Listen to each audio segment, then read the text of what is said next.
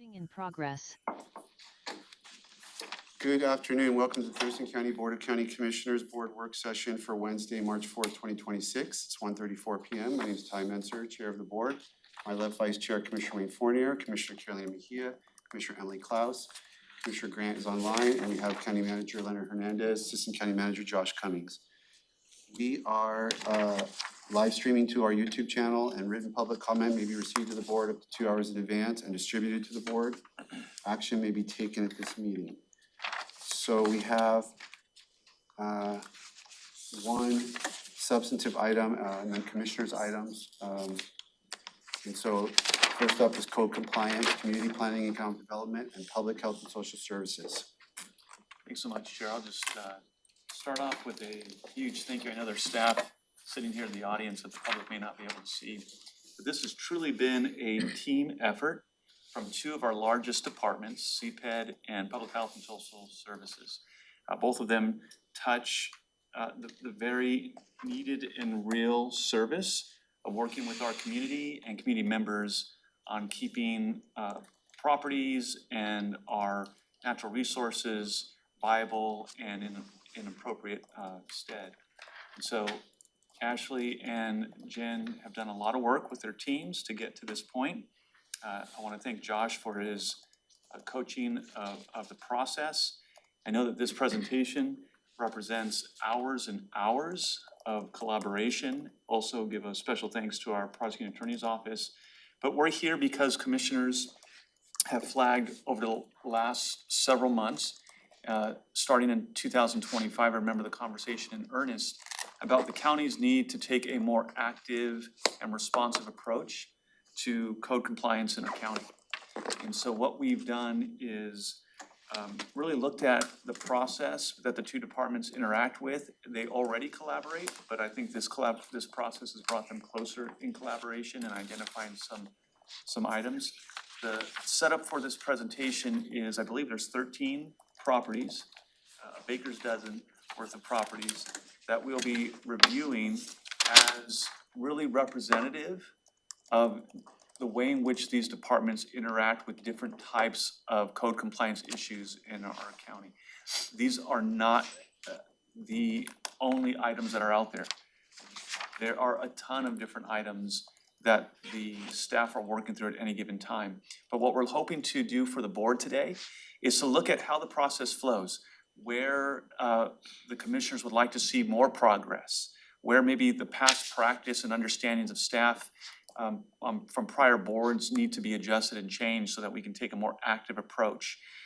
And then just really a notice that the staff will be engaging and implementing all aspects of the current code that the board has already adopted.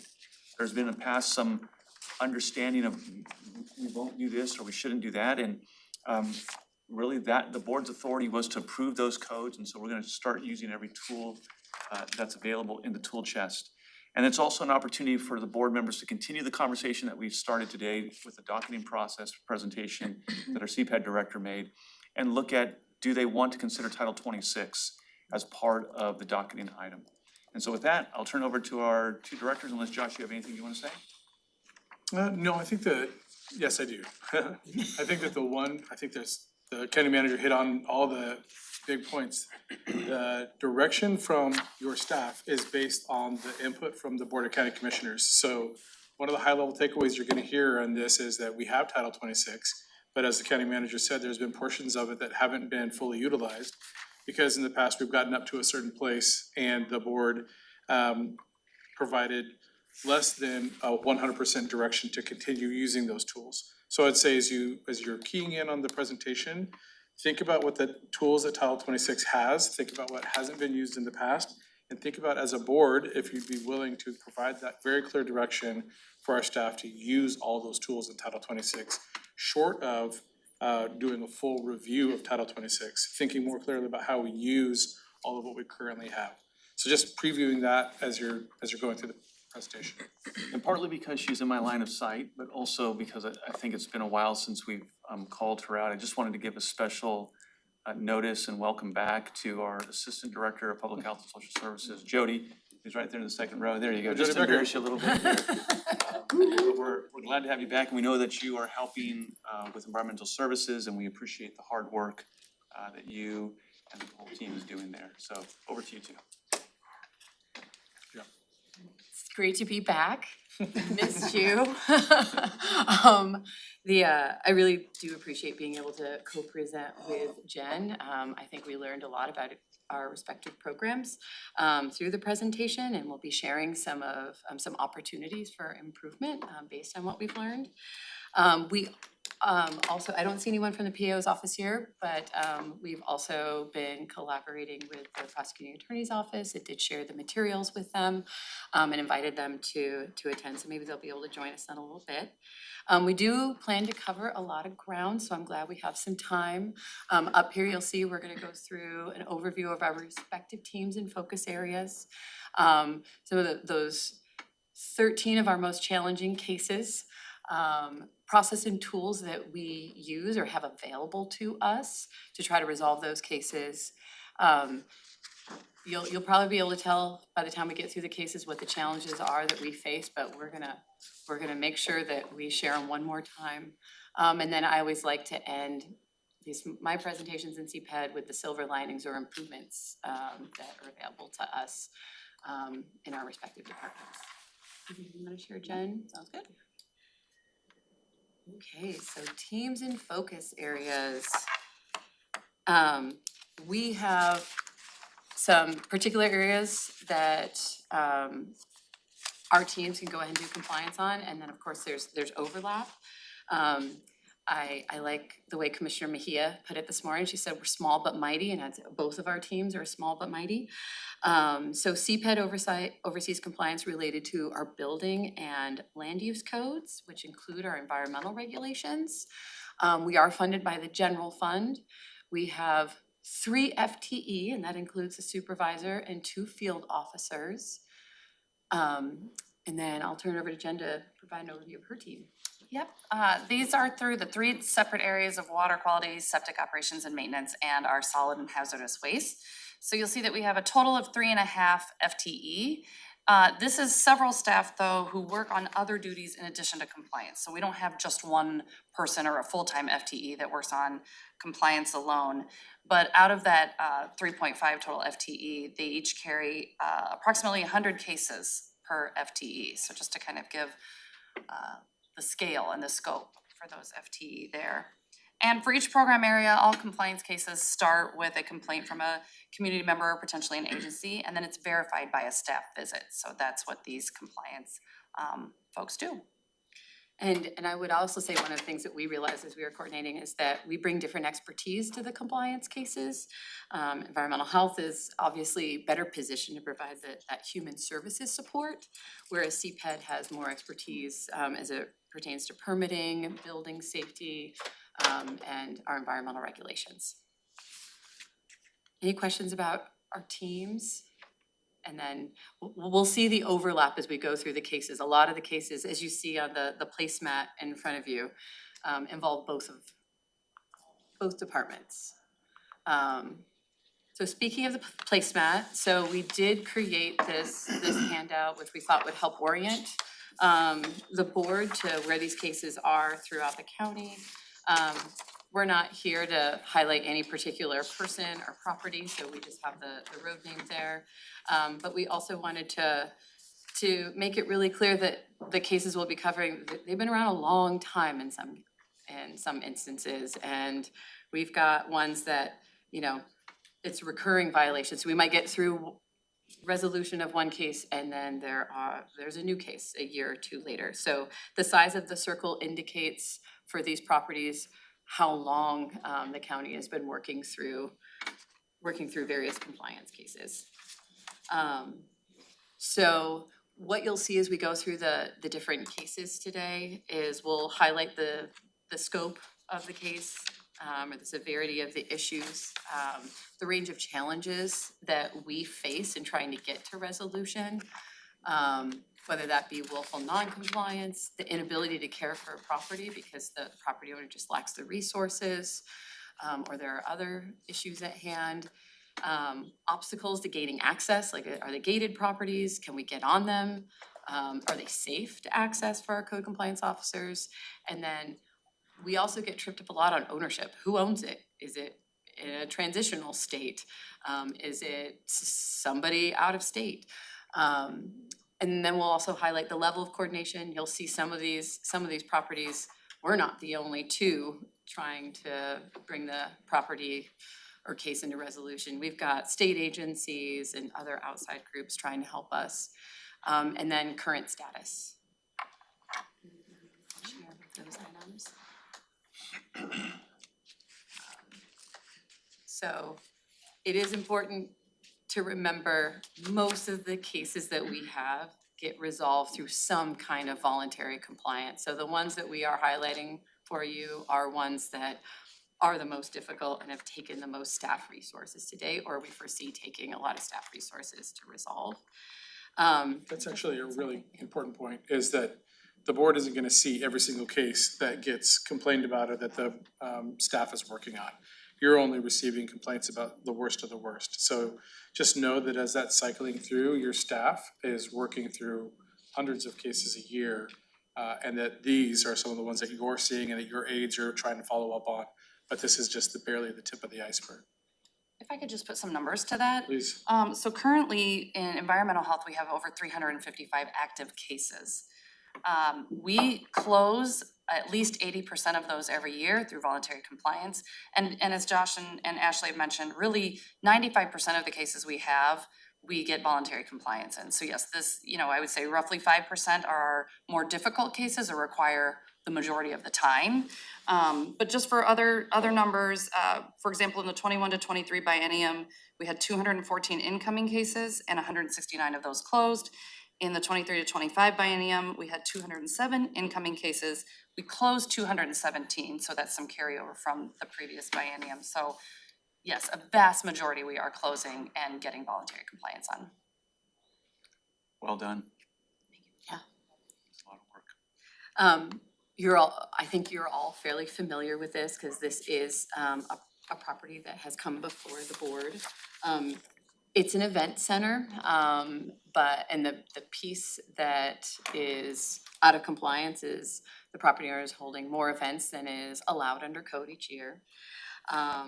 We also recently found out that there is unpermitted construction going on as well.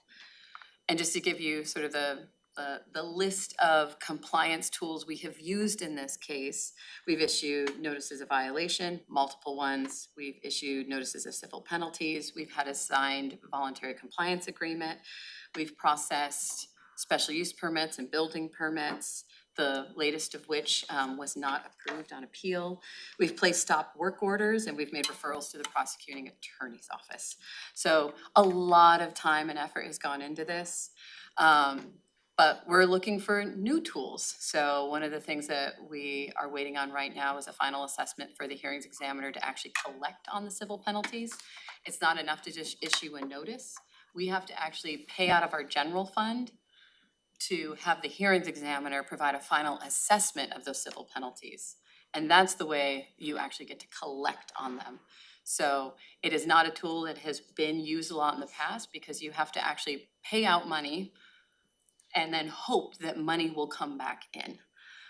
We do think this case warrants using that tool to try to start collecting on civil penalties.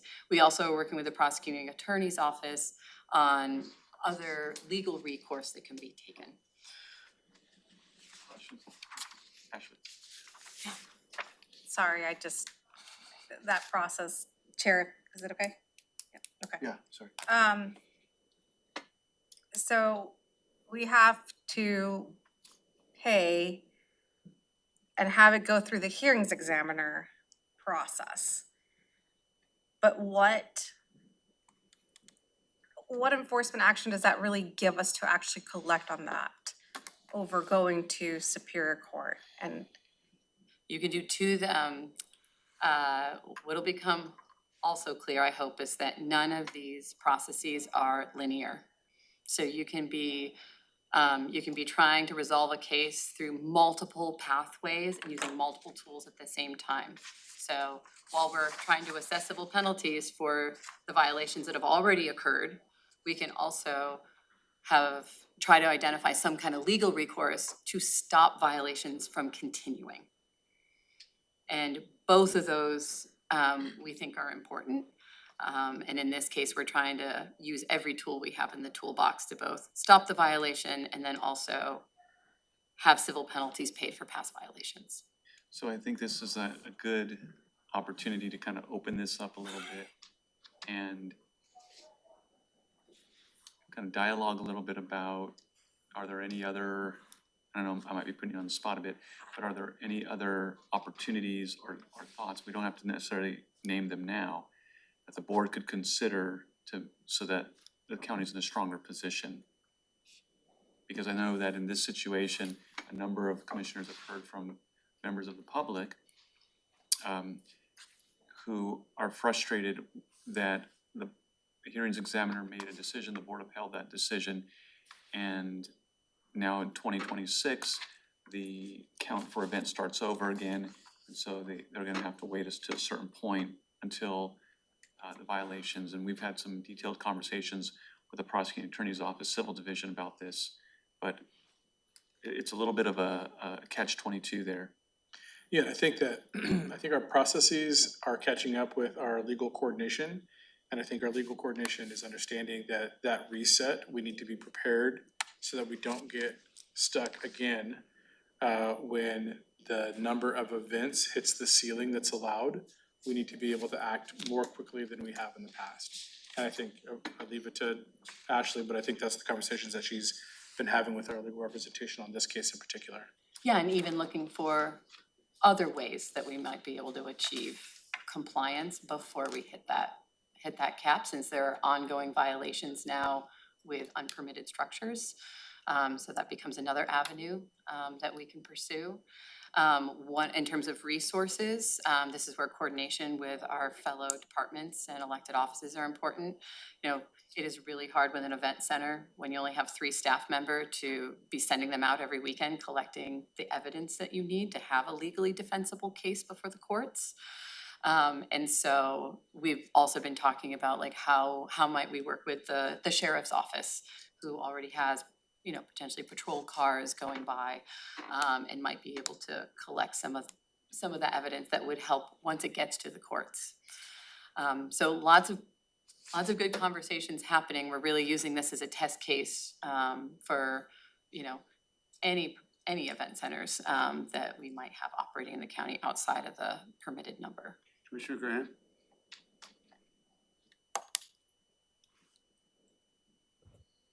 Yeah, I guess I have a few questions, and you know, I'm probably the newest to all of this, and but so from what I'm hearing is, I think what I heard you say is that in order to get civil penalties enforced, we have to have the hearing examiner approve or do something, and then do we have to go to court? I guess my question is, do we have to go to court before we start collecting civil penalties?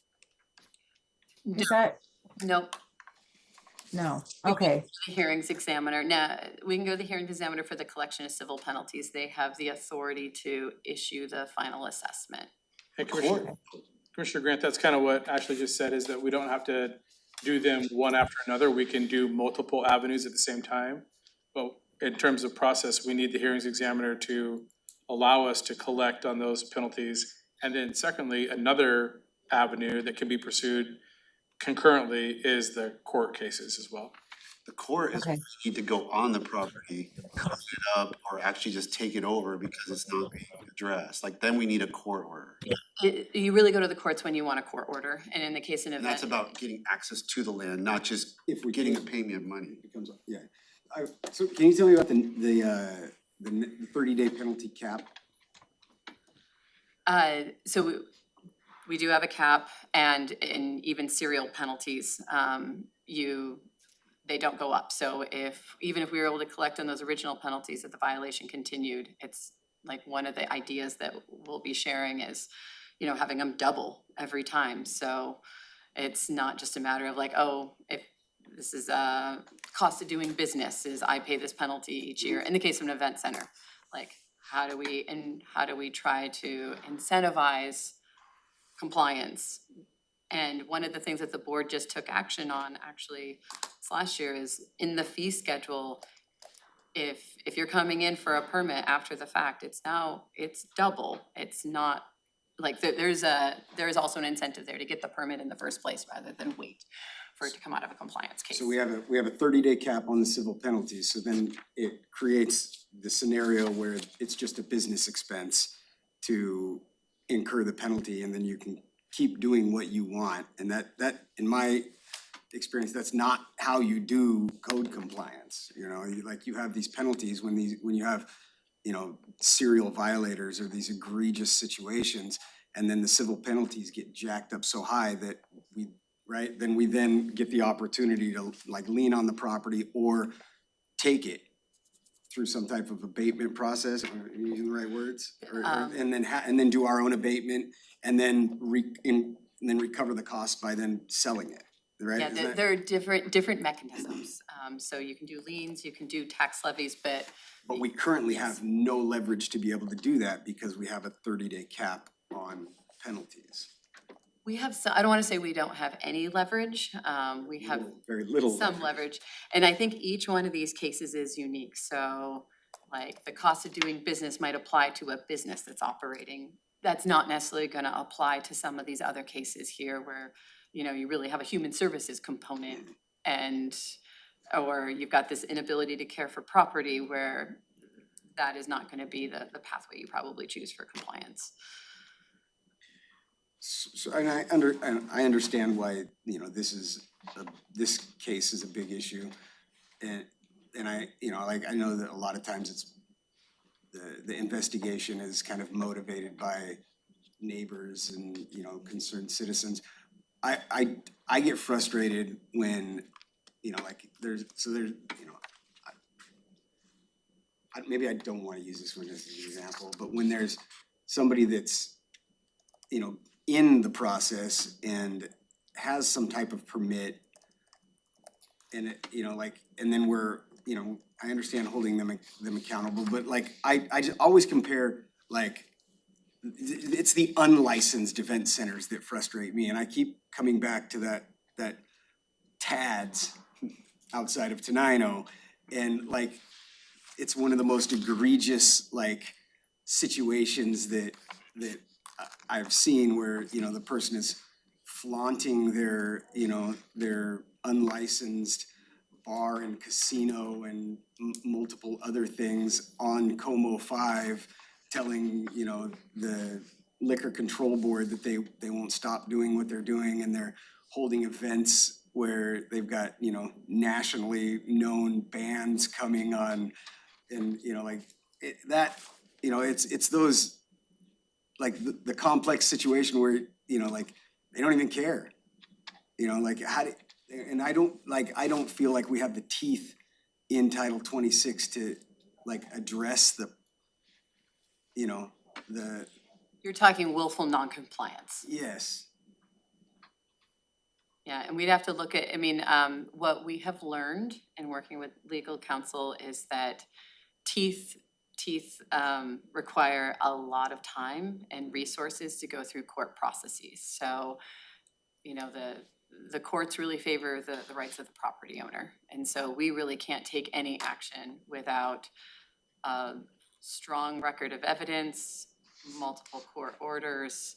It's Unless there's law enforcement action and there's. If there's law and there's enforcement. drug use and there's dangerous situations and, there's lots of scenarios where that can be the case if we, Yeah, and I think that this is where the work that Ashley and her team have started to do is to work closer with the PAO, but there are more discussions that need to be had so that we understand from the beginning, not after the fact, but from the beginning, the start, what documentation, evidence is needed to be supported in court.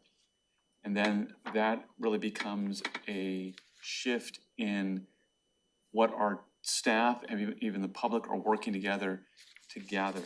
Some of these situations have gone along, staff do a level of work, and then it's felt like, well, that's not gonna be supported in court. And it's like we get sent all the way back to the beginning, especially with the one that's up on the screen, and then we start again. I think that what we would be looking for is if the board's like, hey, we wanna strengthen this, and gives us that direction, then we can sit down collectively with the staff that touch this to come back with some recommendations with the PAO's office, of course, to say, here's how we strengthen that. Here are things that we can do to make this stronger so that we shorten the time frame from this just being kicked around to something's reported, we gather the evidence, we know what evidence to gather that's gonna be supported, and we take it to court to get court actions for whatever the reason. And I know I'm way oversimplifying it, but that's, I think, where we have an opportunity. Regardless of what changes we make, that coordination needs to be pretty tight for a couple of reasons. One is because, the main reason, the limited resources. We got 3 staff members that are working the entirety of the county. So when they go out or when they're responding or when we're educating the public, because that's where they get frustrated, we are helping them understand exactly what we have to do in order to see change without over-empowering it so that it's not a neighbor attacking another neighbor and it becoming a problem, because that also occurs. The county manager's right on in terms of trying to create that efficient process. I think it's important to remember the jurisdiction of these 2 departments. So CPED is land use and public health is sanitary code. It does not have jurisdiction over liquor control or law enforcement activities. So we need to keep a very narrow scope on what this compliance does, which is land use and sanitary violations. All the other stuff, we do not have any jurisdiction over law enforcement. But or when any of those other agencies coordinate, And we do coordinate when there's overlap with land use and sanitary code, but we need to make sure that, like with the one you mentioned, we don't have any land use violations that we're following up on. I'm sure there's some there. And we haven't received those complaints, but that's why that's not on this list. And so just making sure that we understand the scope of our jurisdiction is gonna be really important for this conversation. Chair, do we? I've made that point. Fine. There are complaints. I think we can like really dig into like a lot of these issues, but I know that there's several cases that, There's only 12 more to go. yeah. So hold up. And this is the conversations we were hoping to have, rather than go through like all the details. It was just, let's highlight what some of the challenges Glass are. half full kind of guy. Well, you can see the challenges, access and willful noncompliance. So to Commissioner Fournier's point, like people are doing the things that they're doing and they're gonna keep doing them because we can't have access. So like getting onto the property, there are property rights involved. And so just focusing in on those challenges, each one of those is gonna highlight a different topic of conversation. Moving on. Lovely pictures to share for this presentation. This one, this is a good example. I don't wanna say this is like our most egregious environmental degradation case, but it's a really good example of the challenges we face with these kinds of cases. This property owner constructed a stairway within a shoreline jurisdiction without any permits. These properties on shorelines, on our lakes and whatnot, and along the inlets, they're really hard to access. A lot of the violations occur waterside.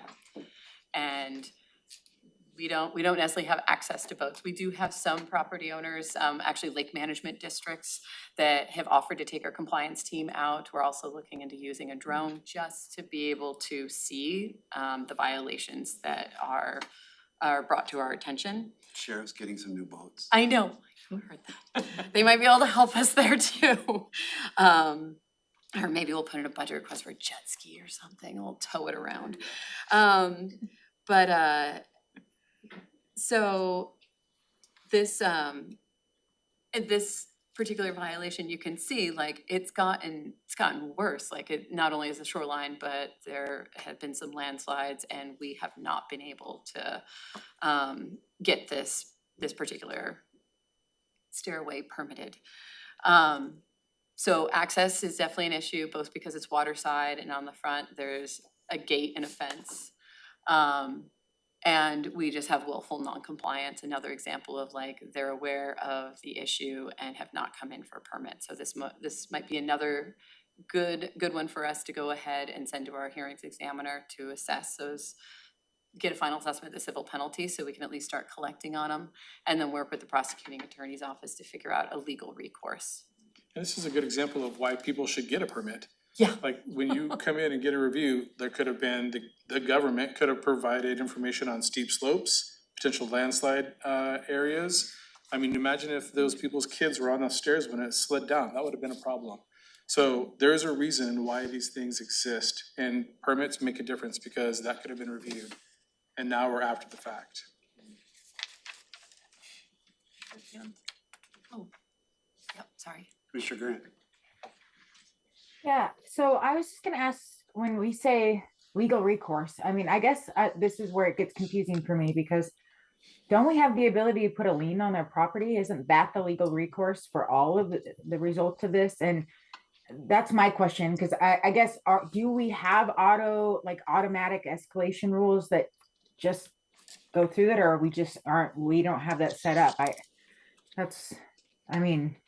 I thought we could just put a lien on their house if that's the case, but do we have to go to court every single time for that? No, we don't have auto escalation as it pertains to like civil penalties or any kind of fines. We have not in CPED explored liens because of the costs involved. Their recording fees is our understanding, it's not a tool that we've used. Do you know more about what the process looks like for liens? We have only implemented a lien one time, and it was successful for a period of time, and it's one of the cases we'll talk about, so. Yeah, but it's a pretty lengthy process, and we have to pay out of pocket as departments, at least for us out of general fund, to implement some of these tools. And so you wanna be sure you're gonna be able to collect at some point if you're up fronting the money. Good questions, though. We're also exploring tax levies. So in the case of buildings that are constructed without permits or any kind of structures, there are tools within Title 14, which is our building code, where we might actually be able to find a faster track process for just levying the penalties on the next tax bill. So that's something we just talked to the prosecuting attorney's office last week about. So here's another case, and this is good and bad. It's just highlighted some areas of improvement for us. So this case, it involves construction of a private landing strip and an ag outbuilding within critical areas in Oregon spotted frog habitat without any permits. The property owner did sign a voluntary compliance agreement, so that's the yay, that's the positive. They do have land use applications in with us under review. That's a positive. But unfortunately, they've also continued to do work without permits. So they built an expansion on that original building that was built without permits, which you can kind of see where they were starting to do that here. And then they went ahead and paved the landing strip, whereas before it was just gravel, which would have made it easier to remediate if we needed to through the land use approval process. Just to be clear, the landing strip is an airplane landing strip. An airplane landing strip. Through critical area where frog habitat is. Portion of it is an Oregon spotted frog habitat. It is also within floodplains and Olympia pocket gopher habitat, so prairie soils. The last time a stop work order was issued, when they started paving the landing strip, the property owner sent us a claim. They paved it, so it was just gravel, and we're like, this needs to go through proper reviews. Can't pave it until we figure out like whether it's legal or not. Like it's a no rise zone, so they need to demonstrate that they're not creating more of a flood hazard elsewhere. So when you're messing with frog and gopher habitat, that's criminal under the federal law, and US Fish and Wildlife can. Now that we have an adopted HCP, it's us. So that we have alerted them, and it's us that they're engaging with. So US Fish and Wildlife will not take any action. But that was definitely the first place we stopped, was, hey, do you want to join us? And here's where the voluntary compliance model sometimes can create some problems. So they start working on it and then the person says, okay, I will voluntarily comply.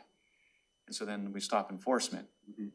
But if they're a bad actor, Yeah, Then then they're in limbo they, for they keep perpetuity. working on it, and then we can say, oh, you're doing something else wrong, so we'll come back around and say, oh, I'll voluntarily comply.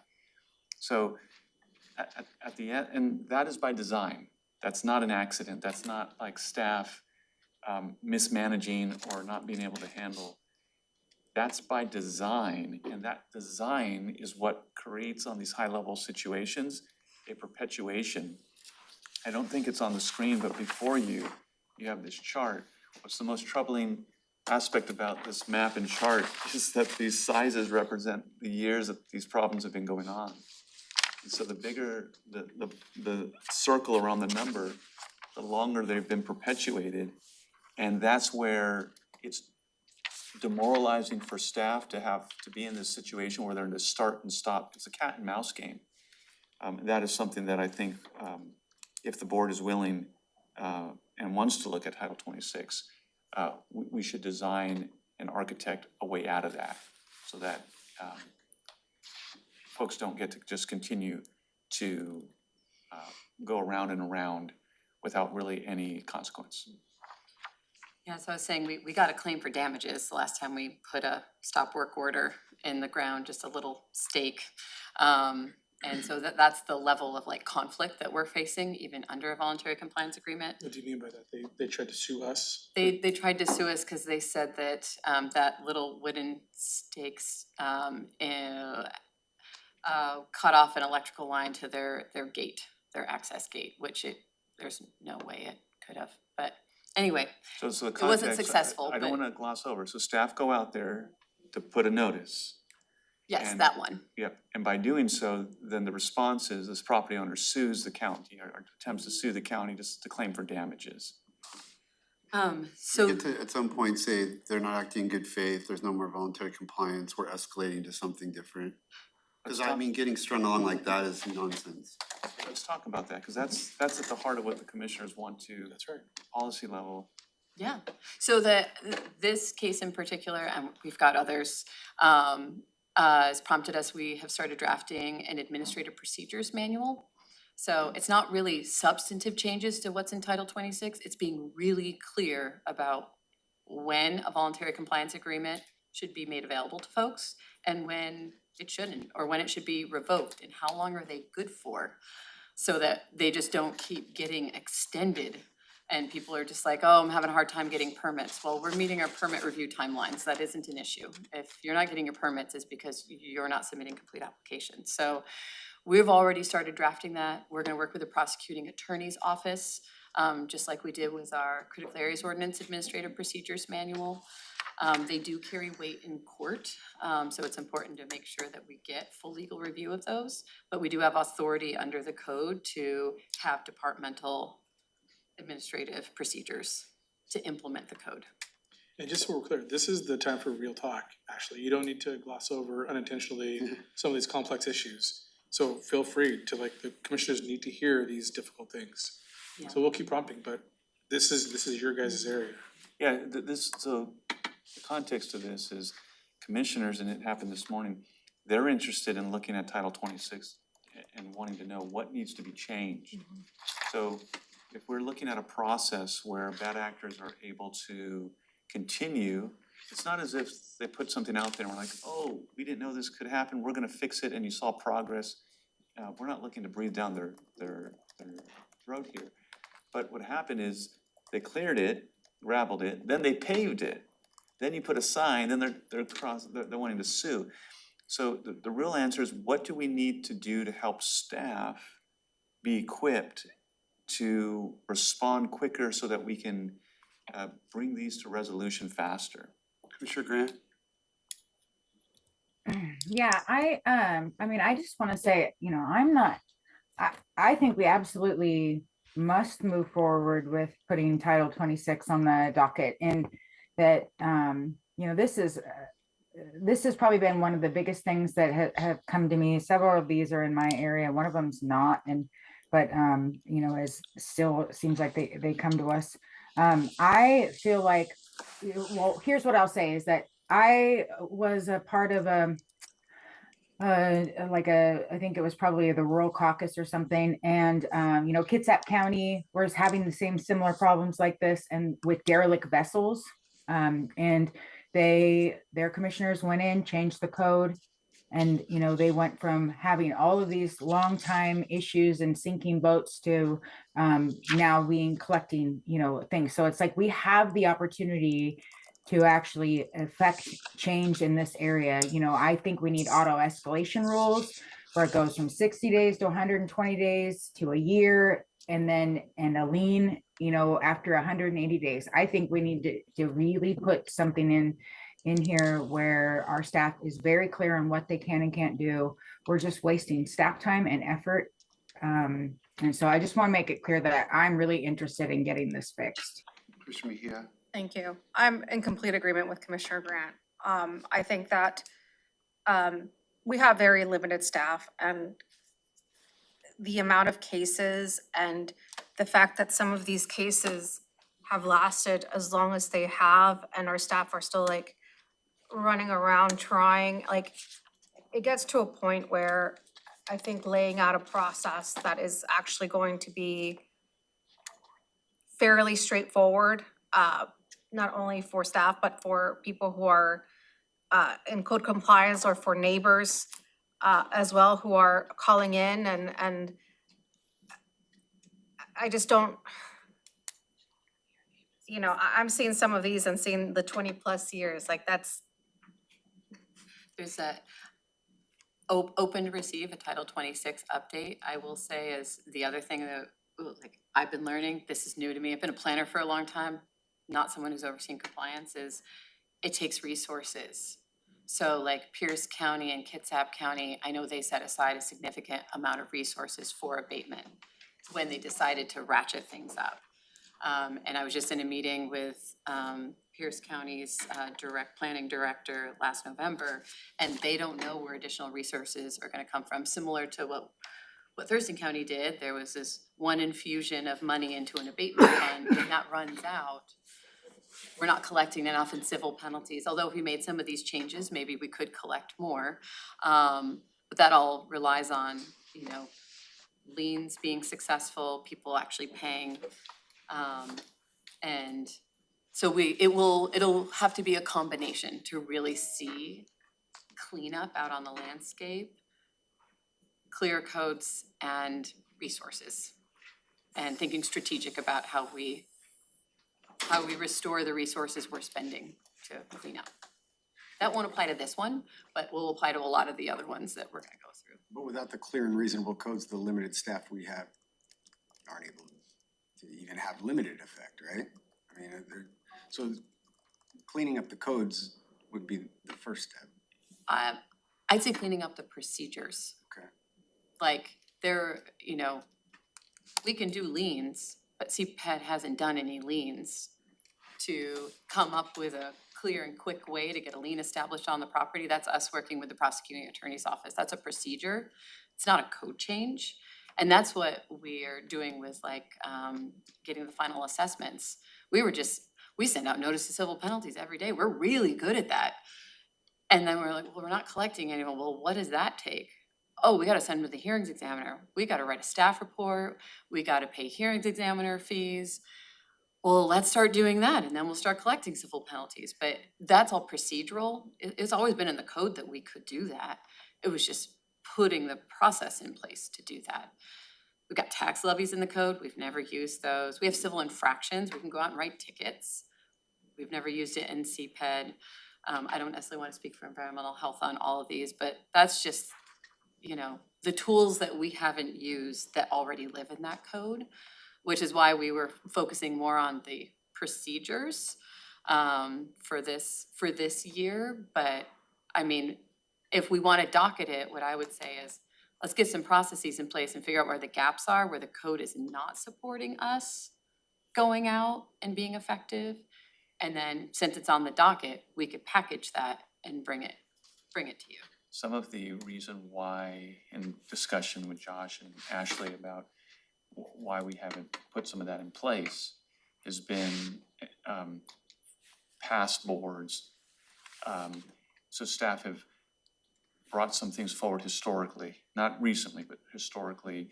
Past boards have said, no, we don't want to do this, we don't want to do that. And then staff go away, and then that institutionalizes we're not doing that anymore. So what I think we've seen happen unintentionally is our toolbox get pretty narrowed down to we just are like sending paper out. And my perspective is the board has adopted the code, Title 26. Staff don't have to ask the board for permit because that is the board's direction. And reestablishing, follow the direction. What Ashley has talked to Josh and I about is first step is we got to proceduralize this. And we need to proceduralize it so that the prosecuting attorney's office can come in to alignment with that and say, yeah, we're going to support that. And we believe this is the best way to do that so that when we go to court, we don't spend all that time and then go to court. And then there's like, well, you don't have this, you don't have this. And then the case gets dismissed because that's just a waste of time. So setting it up for success. And that is an undertaking that this presentation is like all part of. That's kind of the movement that Ashley's leadership and Josh have been talking and working through how to embark upon that path. Thank you. No, I just wanted to share timeline of how some of these things take time, and again, to reiterate, and you'll see this in later cases, that it is not linear. So many different factors come into play. So our typical escalation to issue an NOV, 30 days to come into compliance, then an issue, the notice of civil penalty is at least 2 weeks plus the 30 days of penalty accrual. Then we have to make the referral to the hearing officer, which can take several months to get through that. And then, depending upon that hearing officer's workload, they will issue the notice of civil penalties, then that's another 30 days. So that timeline alone is 5 months. Then if they go to court, you're adding on another year on that, right? So essentially, you know, the processes work, it's just for these more complex issues, it takes time, and then something could happen that interferes. They remove a whole football field-sized pile of asbestos and transport it somewhere, bury it somewhere, starts us all over, right? So I mean, there are many different factors that can happen, but even in that perfect scenario, you know, we go to court, that sort of thing, it just, it takes time and expertise to work through that, and then with all the different factors that play in, it's definitely not linear. Thank you. I think, you know, well, none are demonstrated here for my district. I know there are several because it's things that, you know, we've been working, you know, with many people in our district through some of these cases. And, you know, I think that as one of the reasons I really would like, and understanding that previous boards did not have the appetite, I think I've heard that since I kind of came in as a commissioner and Title 26. But I think that the appetite is there for the community. I mean, at least for my district, it's something that I've heard very strongly about and changing Title 26. Because as people are seeing these, you know, clear violations and they're calling in and they're not seeing kind of that movement, and then they see this long drawn out process, you know, at what time do we switch from that carrot to the stick? And then to let them know of like, well, you know, the stick is not really a stick. It's, you know, it's It's a feather. yeah. and It's a spaghetti noodle. and so like, where do we, you know, as the county really put, and that's why for me, like, again, putting it on the docket and kind of reinforcing what Commissioner Grant says is a priority, knowing that I know staff is working through their own processes and procedures and seeing other areas that maybe we have not touched on in the past. But I think that overall, there are also areas that we need to look at and like strengthen within Title 26 already. That has nothing to do with like that enforcement piece as well. There's no problems in District 3, so I don't know what you guys. We have over 350 cases right now. Yeah. Well, I'll try to speed them up a little bit because these are gonna be recurring themes. This is just further south on Case Road. It's another property with occurring violations. One gets closed out, another emerges. Currently, there's unpermitted RV living in an ongoing aquaculture business that is not permitted. We have tried to work with them to figure out what would a VCA even look like, but we haven't been able to get them to sign one. So the next step for us on this one is working with the PAO's office on some kind of legal recourse. This is where you're gonna start seeing the overlap between our two departments. This property is also one that has had recurring violations that kind of started in CPED with some unpermitted clearing and grading. We did successfully get them to sign a voluntary compliance agreement and come in and get the appropriate permits. We're like, yes, it's a win. And then they started bringing in unpermitted RVs with no hookup to septic or water. So we're focusing on like the land use violation here, which is you're not allowed to establish, RV park without proper permits. But then I know Jen's team's been working really hard on the human services piece. I don't know if you have.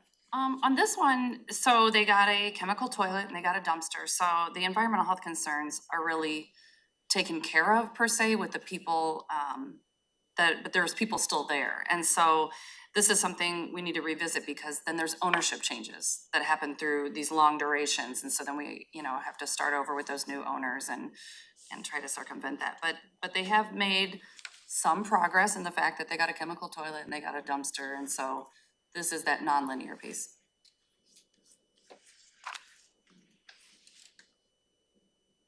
Okay. All right, so this one is one of our larger cases. And I will say that the challenge is access, but it maybe started as willful compliance, but it is definitely now an inability to care for the property with the owner. So we've gone through our entire enforcement process on this property. We went to court, we got a court order, obtained a warrant of abatement, and we abated the property in September of 2024. This is the one we had a lien on. And then more people moved in, the debris is back, all of that. So it's, that's the circling of the drain kind of on some of this, but we have decided to move forward with condemnation of the property. And so this is a real good example. And it does take 9 months to get a lien. So, so some of these things just add to that time. And in that time, there are human service issues and things going on the property. So this is one where we definitely need additional PAO consultation to be able to move that along. There are approximately 10 to 12 people on this property. There are substance use issues. There is definitely emotional, that inability to care for the property is definitely a huge issue here.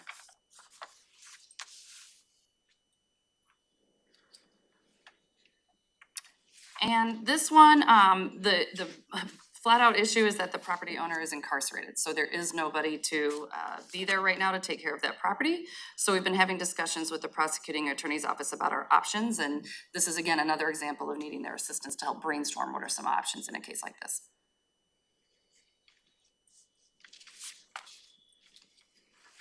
What are the options in a case like that? We need help brainstorming. Yeah. What we can do there. So. Yeah, when the property owner can't be found or is unreachable, I've learned from the team that it really ties their hands as to how do they pursue, because they have to get a hold of the property owner. It's like a legal requirement. So that's where the need to have kind of objective-based conversations with the PAO. The objective isn't just to keep sending papers out. The objective is how do we get this property dealt with so our staff aren't having to circle the drain over and over again. What do we need to do? And I think those discussions have, over the last several weeks, picked up in earnest, but we need to see a lot more focus on that. Definitely, the creative thinking. This property is actually owned by HUD, and so this has been a long-going one where they were able to maybe evict people, or the people that were living there left, but then new people come in. And this really, the eviction got backlogged during COVID. And so that definitely slowed things down there. We have tried the human service route with the people living there, because they are not the owners, HUD is the owner. To get them the human services that they need in the interim.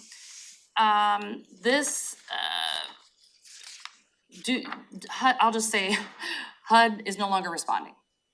So we reissued an NOCP just this past January, and we know that they received it. But they have ceased for the last several years to communicate with us since June 2023. So we are not getting any responses there. So, How do you cover what an NOCP is already? oh, I'm sorry. So we have issued a notice violation and a notice of civil penalty to HUD on this one. To HUD directly. So we need additional PAO assistance to try to move these sorts of things along. Can you explain when you say the human services piece? So Sure, so there's people living on the property that they're having trouble evicting, and there's all sorts of human service issues for those folks. So it's not just a matter of where do they go, they're gonna go to another property, you know, so, or, It's a human service issue. yeah, oh, I'm sorry, like substance use or mental health issues. Okay, Yeah. so helping them with that while also addressing the fact that there's environmental degradation and solid waste issues. Correct. So It's very complex. There's many tentacles to trying to get the property abated because they can't just evict them, or they, you know, they need services or they need help to get somewhere else. We have jurisdiction over this, even though it's in Lacey. Oh, it's in the UGA. Yeah. I'm seeing that now. It looks like it's right in the middle of Lacey, but yeah, it's actually in. that was my question. Some of these are in the cities? No, they should all be in UGAs. So our Board of Health, or environmental health doesn't extend the cities to deal with their own problems of this nature. I have to look to my team. Yes, is the answer. So we have no jurisdiction in the cities with environmental health? Correct. I've always been told the opposite. I will get back to you on more information on that. Yeah. And this is one where also the hearing officer can be a slowdown, trying to get that process moved along. And CPED does have open cases, but in an effort to coordinate, if environmental health is trying to work with people who are on site, I mean, similarly, any notices of violation or notices of civil penalties we're sending out is going to the property owner. Because we are constantly communicating and trying to help to get people off, or, you know, get them the services they need, while the owner, in this case HUD, might be doing their part as well too. So we're just constantly trying to communicate and get compliance that way as well. All right. This particular property, we had a staff member that had a gun pulled on them. And so this was both access, but there is also an inability to care for the property. So it is deemed a dangerous property. And this is sort of the example where, and in the previous property, where just issuing notices or giving them the piece of paper or placarding the house isn't going to be the solution. We're always trying to find what is the root cause. And so we're currently working through our enforcement process on this particular one, but we will not go to that property any longer. And an NOV was issued just this past January. And this is also a situation where it could be a funding issue. So having those civil penalties to create an abatement fund could help a property such as this. So, but there is also the emotionally unstable, you know, ability to sort of care for the property. And that's where on some of the other ones, you know, helping them to determine, you know, how do you clean up? What do you prioritize in your cleanup? And that sort of thing. So there's that's what I mean by the human service approach of how do we help them to get compliant? And so as long as we're communicating with people and they're coming, you know, giving us receipts or getting a dumpster, or they're communicating with us, then we consider that progress and we keep consistently helping them move through that progress. So we have another one on Mullen Road, and it's very similar to the last few we went through. Ongoing violations. This one has been with either one of our departments for a number of years, related to solid waste accumulation, unpermitted residences, no hookups to water or septic. We also have challenges related to property access. There's transitional ownership. They were hoping to hoping to get some of that resolved last year. It didn't take place. It was kind of a pause. And now, at this point, we just really want to work with the PAO's office on some kind of legal recourse or possible abatement. And the property owner on this one tried to evict. The people didn't leave within the 90-day eviction, and so now their attorney is now filing a judicial eviction. So again, that sort of upsets the timeline. Now we don't know the timeline, so there's not much we can do at this very moment while they're trying to evict on this property. But that would actually be that's a silver lining on this one, that we actually have a property owner that's engaging and trying to take action. And then this one is a little bit more emergent, but I think it's a pretty high priority for both departments, given how many people are living on the site, and you can see there's a burned down structure there. We also have solid waste accumulation, unpermitted living in both RVs and storage containers. So that storage container you see right there is actually someone's living in that. We have referred this case to the PAO's office in hopes of finding legal recourse or a pathway to abatement. And then also trying to support environmental health and their efforts to support the people who are on the site.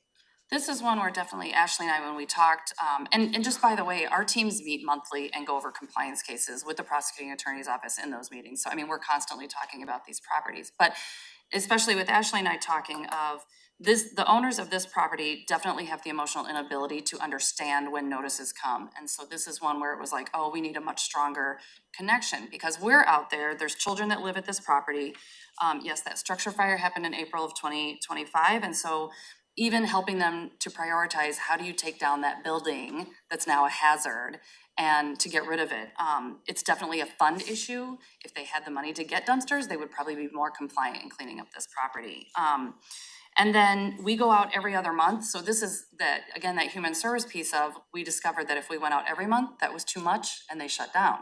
Where if we go out every other month to keep that communication open and help them in abating the property, then they would do that. So there is a lot of substance use, dealing, that sort of thing on the property, and there's approximately 10 people living on this property. So this is where, again, not linear, and if we just start, going down the process of, doing things with the property, it's not gonna result in getting at that root cause and actually healing the issue that's at hand.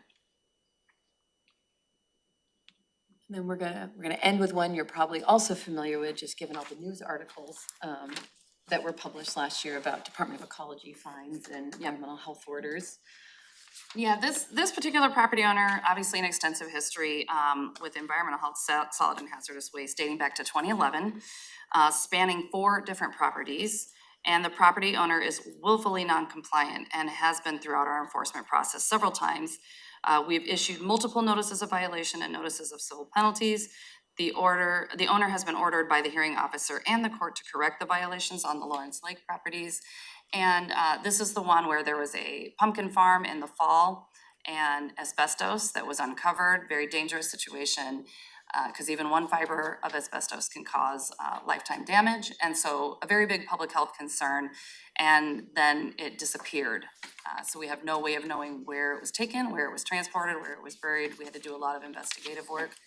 We at one point had stood up a mini incident command, if you will, that included the prosecuting attorney's office, Department of Ecology, ORCA, several agencies at the state level as well, to talk about how we can figure out moving forward on this property. So this property is definitely one that we're talking with the prosecuting attorney's office on at least weekly, if not daily. There's just another views of the property, and some of the environmental degradation, it definitely extends to the Deschutes River. The level of erosion that's being caused from the violations happening on this property are significant and are of great concern to CPED. Oh, and I will note that, we were really excited when we saw that fine. We're like, great, the state's coming in. They didn't prioritize it though for taking follow-up action. So in the context of all the fines the Department of Ecology sends out, this is a relatively small one. And so they're kind of stuck in the same situation of it's a paper fine unless they actually follow up with more teeth. And I will just add, both Department of Ecology and Orca are looking to the county for teeth, because their teeth are not as strong as what our teeth could be. And so, just to be ultra transparent, you know, they're just as frustrated, especially on this property, and really looking to help, how do we coordinate together so that all the teeth can be added in the jar together?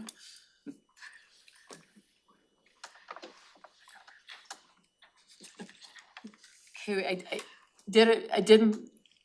we did our best to try to show that these are nested tools and it's not a linear process, and you can be, utilizing multiple tools at the same time.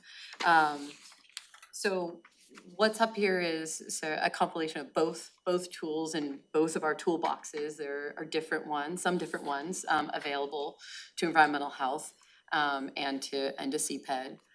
So I won't read off this list, but I do wanna highlight the ones with the asterisks as we've noted, are ones that haven't necessarily been activated by one of our departments.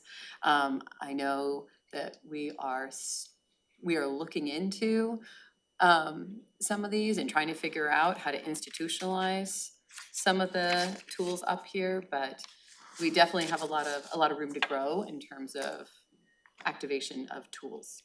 And those are some of the things that the board has already talked about. So if you look at the asterisk, civil infraction, so Ashley's talked about how we engage with actually following through on the penalties, the civil penalties that are provided. Commissioner Grant has talked a lot about the lien process, that's the other asterisk. And then all the way at the top is the following through on the court order. And both Ashley and Jen have talked about bolstering that relationship with the prosecuting attorney's office to make sure that we have what we need to go to court. So I think those asterisks, while they're small, are really an important piece of this conversation. Commissioner Grant? Yeah, I guess, obviously the common thread in most of these cases is human services issues. And I guess I'm wondering, are we doing referrals to housing? Are we doing referrals to, case management or to behavioral health or to social work, or, and is that, I don't see that in our toolbox. And so I guess I just want to mention that, the other thing I was wondering about is partnerships with nonprofits, like Rebuilding Together, Habitat for Humanity, who has they have a volunteer group at Habitat for Humanity who come in and will clean up people's yards. Or maybe those groups would have funding for things like bringing dumpsters on site. So just kind of wanted to put that out there that I'm hoping that we're doing some of those things too. Yes, we, especially in environmental health, we're working with the Office of Housing and Homeless Prevention. Of course, there's many different things, can't jump the line on coordinated entry or those sort of things. And our opioid team, Syringe Services, has gone out for, in particular, Robinson Lane, taking needle collection boxes, that sort of thing. It really, though, all boils down to, these are people who we sometimes are not able to even communicate with, or it's a dangerous property, or they're not understanding. It's not a situation in some of these where we can just offer help, if that makes sense. So some of the cases, yes, we're having good communication with, we're having progress with, it's a funding issue. So in that situation, maybe to get like a Rebuilding Together or something, a dumpster out there. But I would say that's a lesser amount of the high compliance cases that would allow that. So it is a much deeper issue with some of the owners who have those mental health issues or things that they will not allow that. So I think you guys have done a nice job setting up the foundation, so zoom us through the next bit. One last thing, there are resources required to implement some of these tools. So some of the reasons they have not been used or only used sparingly, like abatements, liens, final assessments, is because it requires general fund. I'm still confused about the Endangered Species Act issue, because just because you have an HCP, if we issue permits in violation of our HCP, we're in violation of that. And you're telling me U.S. Fish and Wildlife won't enforce, but it doesn't change the status. So now are we empowered to issue criminal Federal laws. Yeah, on federal, like, are we, I mean, it doesn't make sense to me that all of a sudden there's an HCP, now there's a black hole and people can violate, we don't Kill all the enforce. gophers we No, want now. That's not what she said, but we can follow up on that topic for sure. It's much more nuanced, but just know that they won't step in, is an agency.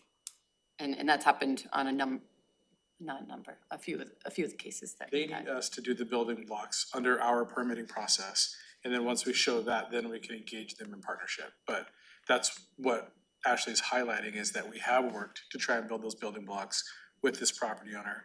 They've done voluntary compliance, but then they've also thumbed their nose. And so that's why we're trying to highlight that we're at an impasse, and that's the decision points that Ashley is trying to make with her team right now. So there is more information that we need to do. There is partnerships with U.S. Fish and Wildlife Service on the ESA. I don't think it's a settled issue. It's a good point. Let us get more information. Yeah, and I'm not focused on that property, I'm thinking, Just in general. General. Yeah, Yep, totally. back before the HC people were scared that Fish and Wildlife was gonna cut, they went out with a shovel in their field. People were scared that they were gonna get fined. Now that's not even a threat. Not in the cases that we have, there's a pathway through our HCP program, which is why they work with us. So in the case of the one we saw, there is an HCP permit filed for that under the VCA. So as long as there's an application in and we're reviewing it, they wouldn't necessarily take action. So I think it's gonna be a case-by-case basis. So we already went through the case level challenges. And, as Commissioner Grant just highlighted, a lot of them do fall under the inability to care for property. Probably where we have the most opportunity is willful noncompliance, I would say. To make a dent. And then I think the going up a level, just programmatic challenges. So, caseloads, shifting priorities, a lack of clarity in legal proceedings or what kind of legal recourse is available to us based on the documentation we've collected. That's a big one. Yeah, and we've got limited funds to assess civil penalties or file liens, so we have to send money out before money gets collected. We have limited abatement funds to help do more direct cleanup or partner with some of That's these a big property one. owners. Yeah, that's a big one. And then inability to address root causes. So what can we do? The silver lining at the end. What we've identified in working together is on, like, one of the cases highlighted, a property owner might be receiving multiple violations, some from environmental health, some from us at the same time. That might be intentional in some cases. In other cases, it's not helpful. What we're gonna try to do is identify who should take the lead in terms of the public-facing communications while we stay coordinated internally, so that we are reducing any confusion that the property owner might have and really trying to focus in on what that next step for case resolution is. Do you wanna talk about this next one? Yeah, so this is, like I mentioned, we have only done the lien one time, so, adding that, we used to in environmental health do civil infractions, we haven't apparently done that in a long time. So we do the civil penalties, but, it is in our code, it's a tool, but in civil infractions, we don't recoup those costs. So that's where really looking at, and back to that funding, how do we gather the costs? We want to use those civil penalties to collect money for abatement funds and to be able to do more liens. And so I agree on that willful compliance, that's the area where we can move quicker. We're working with the prosecuting attorney's office to optimize legal recourse. And then, as I mentioned, we're looking at adopting an administrative procedures manual within CPED that would clarify voluntary compliance agreement timelines and expectations, give it more teeth. And then long-term, it's been noted here, updating our fee structure for civil penalty fines. So it doesn't just become the cost of doing business. Increased abatement resources, whether that is doing a better job of collecting civil penalties or finding alternative ways to increase those. For this next one, really what would help us is having that sort of property guardian or a social worker that can really help work with the people, the owners, or the people that are just living on the properties, to really devote that time, because that's where environmental health or other compliance might not have the expertise or the time and resources to be able to devote to that to help gather the compliance that we're needing. So we're looking at sort of out of the box thinking on that and what we can do to gain more compliance that way. And then, yeah, the hearing examiner resources for a shortened response time would certainly help. We're waiting months to get the final assessments back. And time is of the essence on some of these, especially the willful non-compliance. So we need that hearing examiner to operate quickly so we can move quickly before things get removed from the property, then that we don't know where they're damaging elsewhere and that sort of thing. That's it. Can you, Josh, remember when we did LP Brown? We created like an abatement.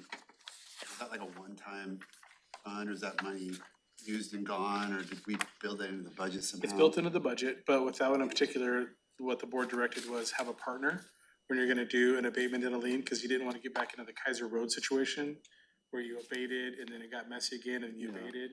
And so we partnered with the Olympia School District. The Olympia School District bought us out of that process. So we replenished the abatement fund when OSD took over that property because it was adjacent to LP Brown.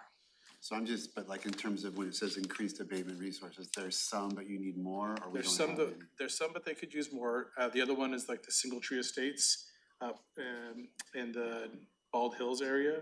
So we have a lien on that property that the board directed us to do in CPED. We have not recouped that lien. So that's just money sitting out there that we took to clean up the property. And that abatement fund money just went out and now it's sitting there. Potentially if the property ever gets sold, then we get recouped on that lien.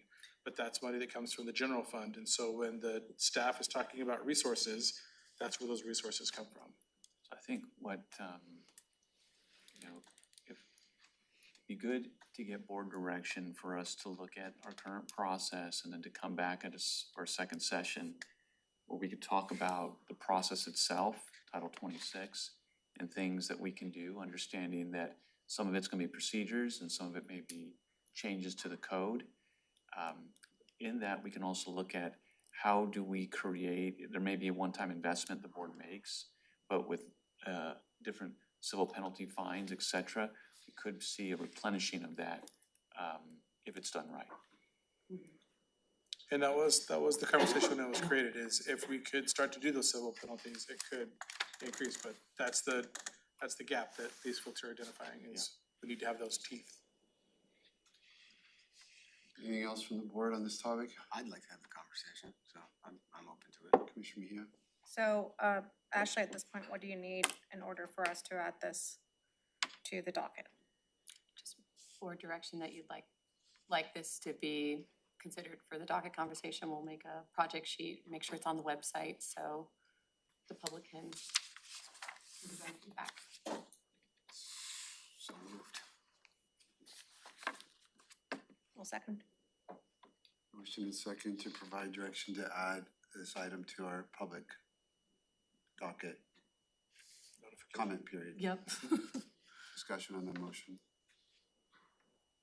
I just want to go back to, it seemed like both this morning and this afternoon, you were suggesting that we don't necessarily, or it might be premature if we haven't worked out procedures. Is that what you're advising, or? I mean, I think it's a 2-year docket, so I think we do Be have on to. there, but low priority as we work toward. Or just timing wise, 2026, Timing-wise, focus what I on mean, procedural updates with the intention of 2027 being, okay, we've done everything we can, which is what we did with the critical areas ordinance last year. We did everything we can through administrative procedures. Now we know where we're hitting up against code changes that have to happen. And we've already started the research into what other jurisdictions do. We sent our folks to a conference last year to learn how other jurisdictions are tackling these, because we're not the only one. This is a challenge for any jurisdiction that has a code compliant shop. So. And part of this, and even I appreciate staff investing so much time to be in this meeting. Part of this is resetting that the board wants us to go in a direction that is different than we've been headed in the past. So that I think is an important part of this conversation. Then it's how do we get there with our current resource level? How do we create sustainable models? If there needs to be a one-time contribution of general fund for the abatement, but then what's a civil penalty process? So I think we're on the right track, and my recommendation to the board would be give us a couple of weeks, several weeks to take this conversation and the feedback we received and do a part two, where we specifically, now that you know the cases out there, we talk about process improvements, procedures versus potential code changes, and what staff need and actually to actually implement a continued process of making change in some of these areas. Is this motion that's on the table inconsistent with what you're saying? No. Okay. Yep, I think we're good. Any other discussion on the motion? Call for the vote. All in favor, say aye. Aye. Hi. I was an aye. Okay, I'm just making sure I got everybody. Okay, the motion passes. And in public, if the board could provide direction on opening the public comment period All right, for we deferred that for from this the morning. Move to direct docket. staff to open the public comment period for the docket as described. And it'll probably be that the notice will go out next week to give us time, so it won't open tomorrow, or it'll open up. We're deferring to week. staff. Yep. Can I to get Sounds some great. make it- clarification Yes. on that motion? Does this, would it include the things that we discussed this morning in terms of commissioner priorities Yes. as well? Yeah, Okay. it was wrapped up into the items that they've already Perfect. identified, and then it was plus this. Yes. I'll second that motion. Motion and second to have staff, direct staff to open the public comment period within the next week or so in their discretion for the docket items for the next 2-year docket. Discussion on that motion. Call for the vote. All in favor, say aye. Aye. Hi. Motion carries.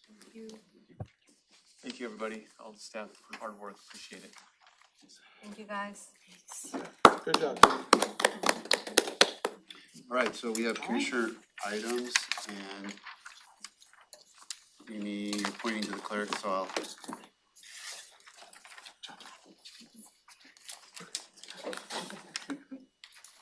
Thank you.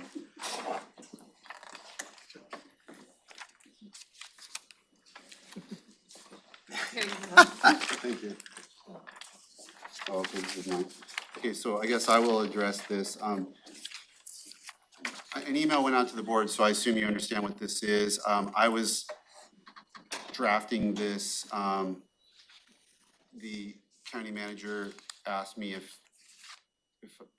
kind of how I was gonna, or what response, if any, needed to be done to the last email we got from the clerk, and I said that I was writing this letter, and the vice chair and county manager thought it would be useful to circulate it to see if the board wanted to make it a board letter versus me just sending it.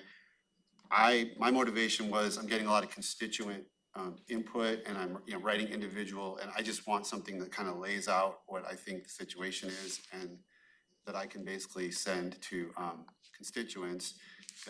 If it's a board thing, that could be useful to the communications department or each of your offices or not. Doesn't have to be that way. I'm not pushing it, won't hurt my feelings. If the board doesn't want to sign it, I'm gonna be sending out something very similar to this, whether you want it to be board or not. I'll just change the we's to I's.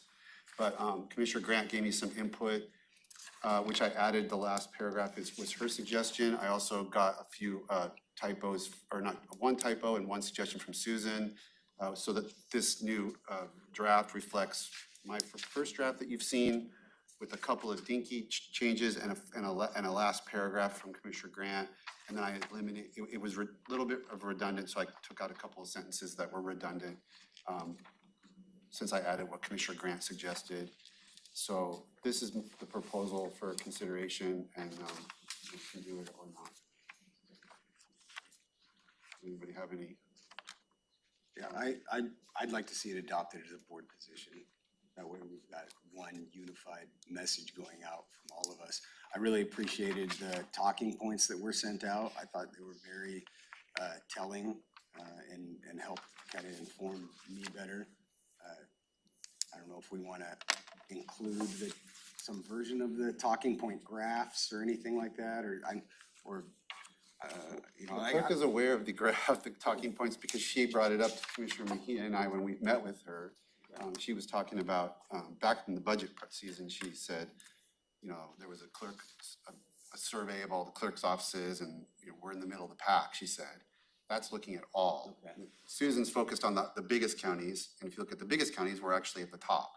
if you look at all counties, we're in the middle of the pack in terms of staffing after budget cuts. So the clerk is well aware of that. I don't want this to just go to the clerk. I want this to be made a public document, and that if we can, like authorize the county manager to hang it on the website or something like that, like so. Or I guess if it goes out to the clerk, then any of us have the ability to send it anywhere we want. I'll be sending it to a bunch of constituents, just saying this is my response or the board's response, but I'm not averse to whatever you think ought to be done with it. Commissioner Grant, go ahead.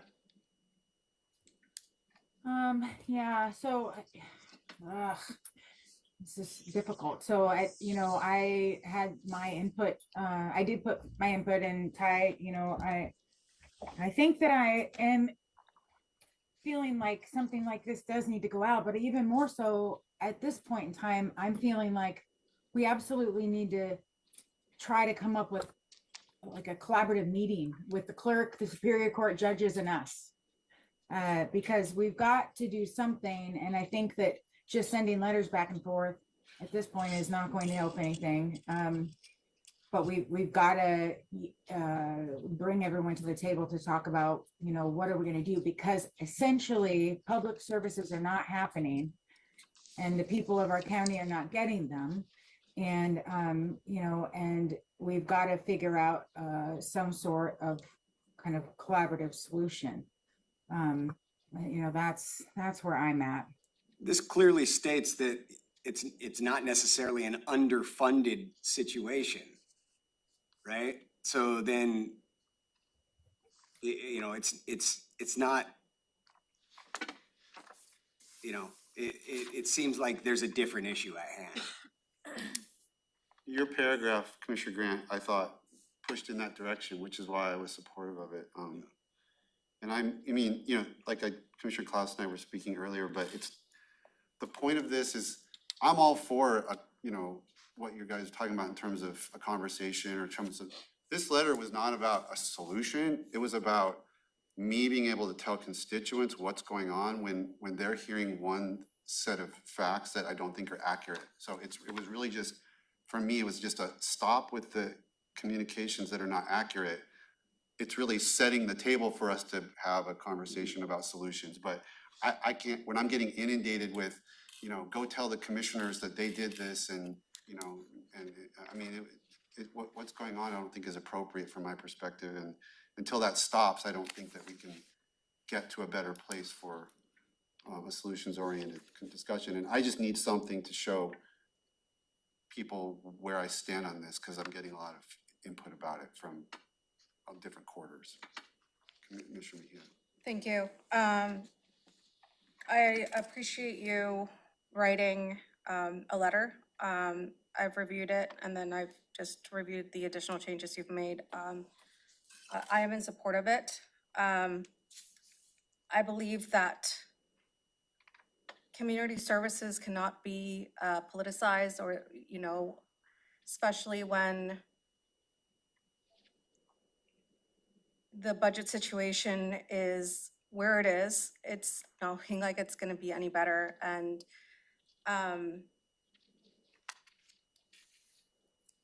And so I would move to approve this, the letter that Commissioner Mensah wrote. As a board adopted position. As a board adopted position. Second. Okay, discussion on the motion. Commissioner Klaus. Yeah, I appreciate you taking the initiative and allowing this to come to the board for a full discussion. We were talking right before the meeting and had to run down to get here and start the conversation at 1:30, but I have a couple thoughts on this, and I was also kind of just taking some notes. Like, I have a couple questions. So let's see, just like some small things. So in the fourth paragraph, so the bottom on the first page, when you say we heard about the impacts to domestic violence support, not phone service, I think phone service already wasn't happening, so I didn't know if that was something to include in that paragraph or not. Because there wasn't phone service before the budget cuts, if I'm not mistaken. Yeah, there, yeah, there was phone service. I thought it was really limited. Yeah, there was limited. Okay. What took place just before the budget cuts were enacted, where they removed a lot of the phone numbers from their website. Oh, okay. I remember like over a year ago, when I toured the Superior Court, that was one of the things that came up was like people were calling Superior Court because they couldn't reach anybody at the clerk's office because there was no phone service. But maybe it was just limited phone service and that was the. That's what I thought, but I'm not saying, I That's- could be. No, that is correct. There was limited phone service, not completely off. Okay, And the issue now is that they have completely removed phone service as well as the phone numbers from the website. okay. Thank you. That answers that question. And then, the first paragraph on the back page, where you referenced the data from the Administrative Office of the Courts. I was just wondering on that paragraph, so like, you're saying that Thurston County is the state's sixth largest county, sixth highest caseload, more clerk's offices per capita, or more clerk's office employees per capita than every other larger county, but since we're the state's court in a lot of cases, doesn't that kind of set us apart?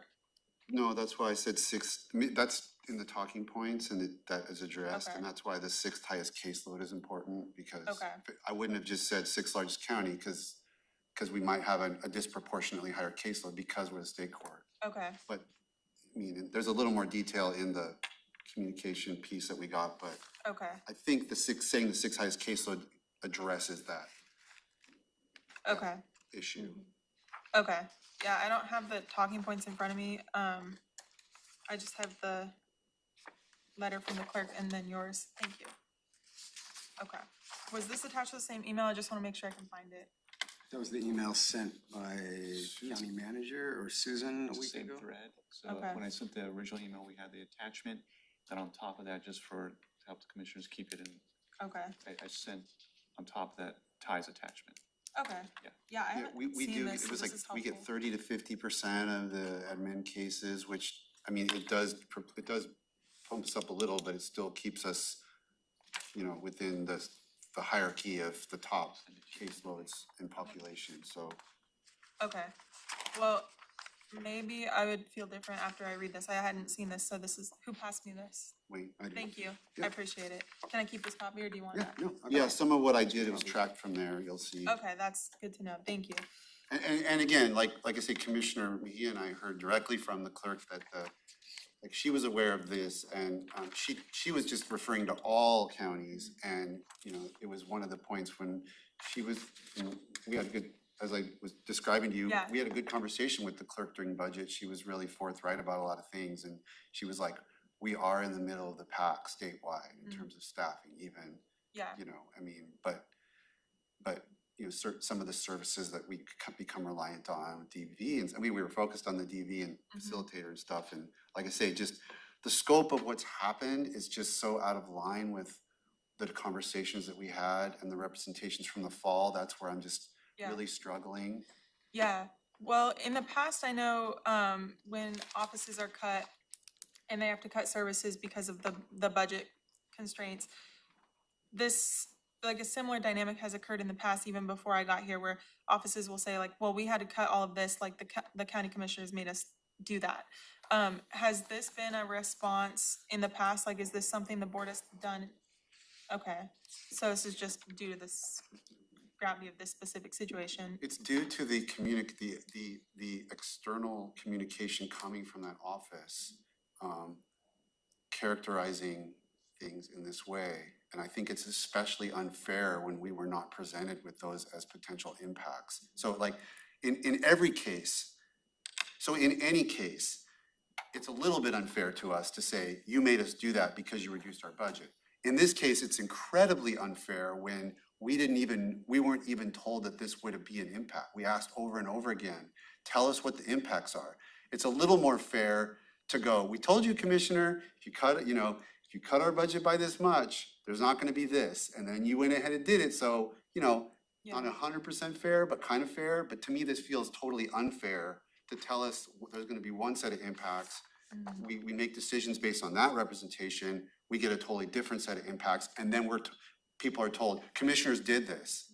Like, that to me seems completely Yeah, unfair. yeah. And that's why I felt necessary. And then to message that in the way that's being messaged through all sorts of media, social media, going to the Bar Association, making presentations there, telling them to come to us, and I mean, all the things that have generated the input I'm getting that are based on what I think is an essentially unfair representation of what occurred last fall that I just went through, made me feel like I have to write a letter.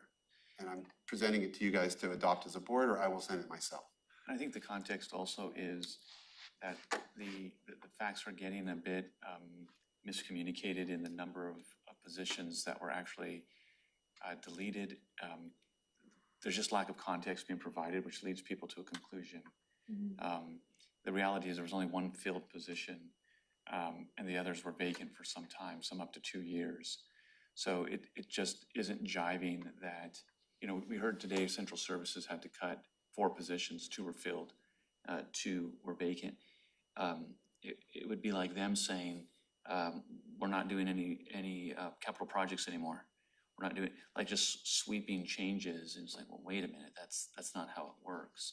So the loss of one position then is resulting in a complete closure of all like public access, which is creating a pressure point. Then to Commissioner Mentzer's point, they are directing people to come to you, which you deal with, and this is what a lot of the offices push and pull over. You have authority over the budget. They have authority over their operations. That's not a decision the commissioners made. The commissioners made the decision to adjust the budget across a lot of offices and departments.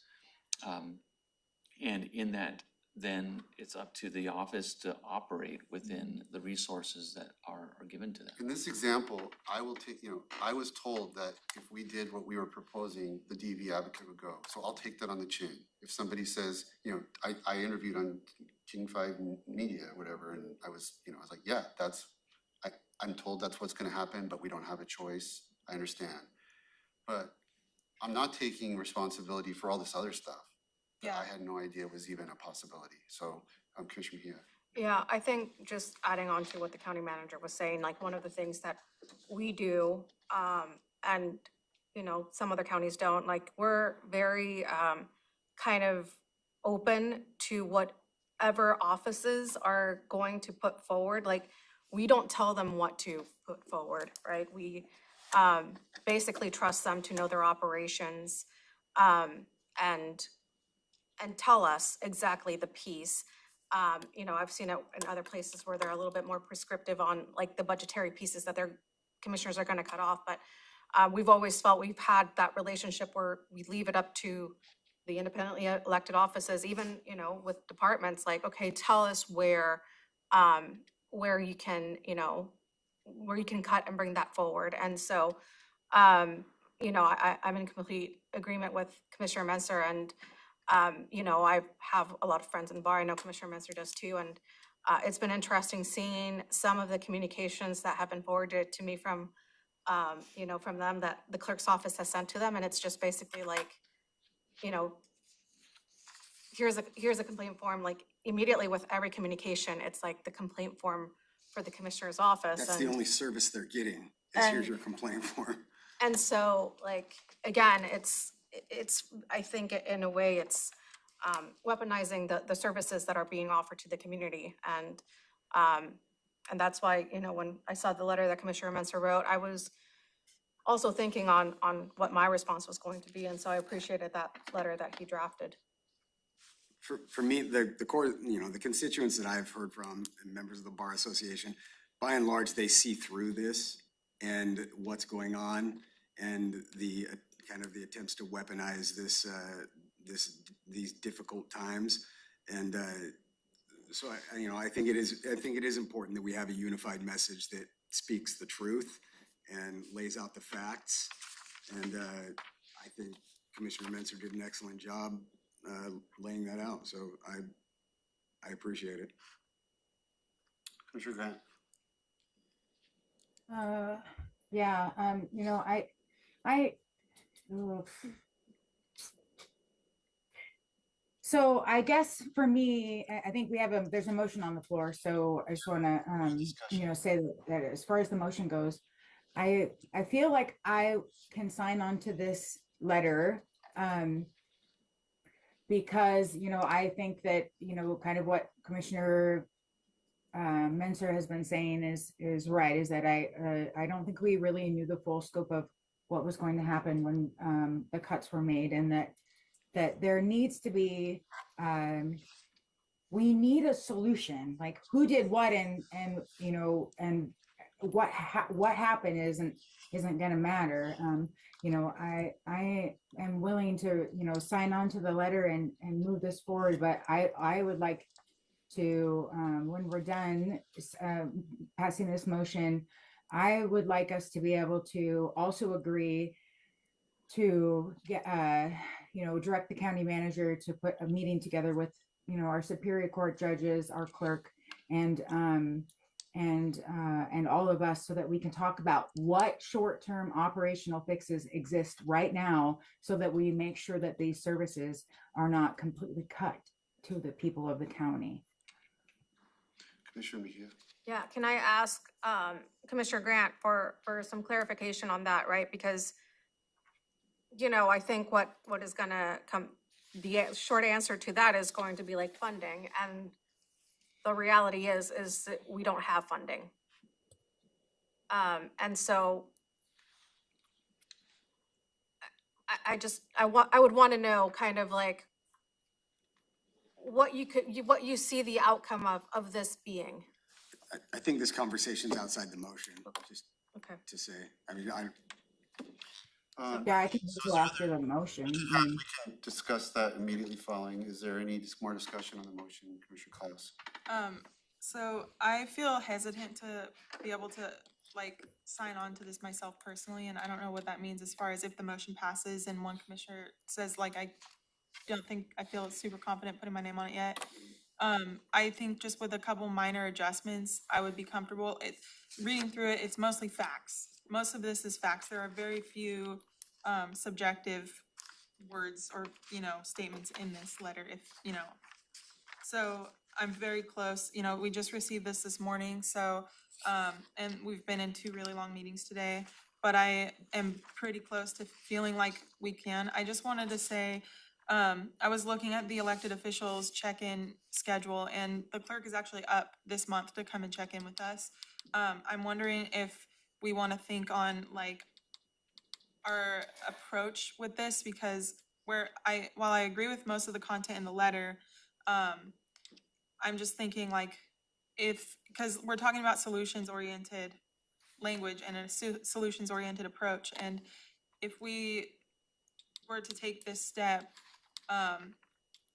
you know, I would hate for and not that it would be on us, but I would hate for the clerk to decide not to come to that check-in because something feels inflammatory or something maybe got escalated between now and then, when that's only like 2 weeks away. So perhaps that could be an avenue for having a conversation with the clerk, is having, you know, having that discussion during those elected official check-ins, because they're not live streamed. You know, it's an open public meeting, of course, but they're not live streamed, and so typically we are able to have more candid conversations in those meetings, and I would like to see that meeting go well and be productive. And so I'm just wondering the timing of the letter, if this going out now and then being posted on the website and all the things that are being suggested, if that'll potentially create more distance when we're trying to be solutions oriented, and I just want to be careful of that. I mean, if I could transmit the letter with a kind of a cover email saying, we look forward to our check-in on whatever date to discuss solutions about, you know, sort of like letting her know that we want to have that meeting. Yeah. And it could connect in a way to how this letter concludes. Yeah. And not put it on the website just yet, you know, just have it go out. And I've been letting responses stack up. Like, I want something immediately that I can send out to my constituents, because people are making representations and I've not been responding because I wasn't sure how to. I kind of wanted the dust to settle. So I don't wanna keep massaging this myself, but I'm willing to, I see what you're saying, cause the clerk has in the past not shown up to our, some of our recent check-ins. In fact, it's been looking at the clerk, it's been quite a while, I think, since we've had the clerk for one of 2 or our 3 check-ins. years. That long? Yes. She came to one at least since we've been here, hasn't she? I know that we were requesting her to come to one when you and I were first put in office and she refused and would only do them individually. But anyway, I'm willing to extend that out in my transmittal of this, but that's my suggestion to what you're saying. If there's no other discussion, I'll call for the vote. The motion on the table is to approve this revised draft. To answer your question, Commissioner Klaus, I can sign it as the chair. Yeah, you don't have to put, right? You don't have to. I have to, I'll put. I'd like to sign it. Okay.